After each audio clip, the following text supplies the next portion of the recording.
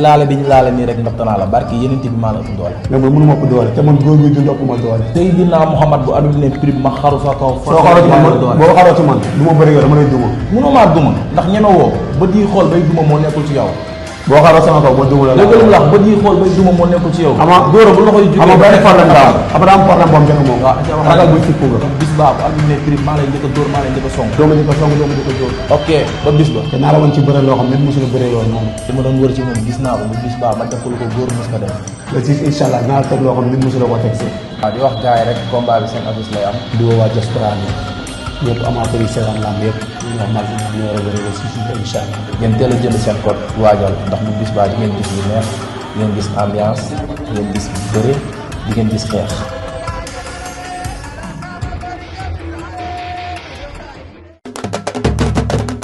Dimanche 13 juillet arène nationale lu xew ñu ne drapeau bi ñu ngi ko dippee Aziz Ndiaye ku wootee ñu ne Ndiaye production moo wootee ma ne ko Ndiaye production lii rëy na de mu ne waaw dëgg-dëgg lii la lamb doon xaar ak lu lamb jug taxaw ne waaw grand combat Tapha Mbeur war a dajeeg Diop numéro 2 gaay naan ko Diop 2 muy drapeau Aziz Ale Ndiaye combat spécial jeex jàmm Boy Waranka loolu du yomb de drapeau Bawol lay doon troisième combat Mbeng Mboro fils de Lirou drapeau xew-xew lamb billet loge 15 000 annexe loge 10 000 supporter 5 000 pay-per-view lay doon ci seen affiche.com dimanche 13 juillet ca arène nationale sponsor officiel ETDR établissement Touba Darou Rahman Sunubet port autonome de Dakar Huile Jador Kewel Info et Ndiaye Global Business Company ci Tapha Mbeur Diop 2 ak lu lamb di leen dégte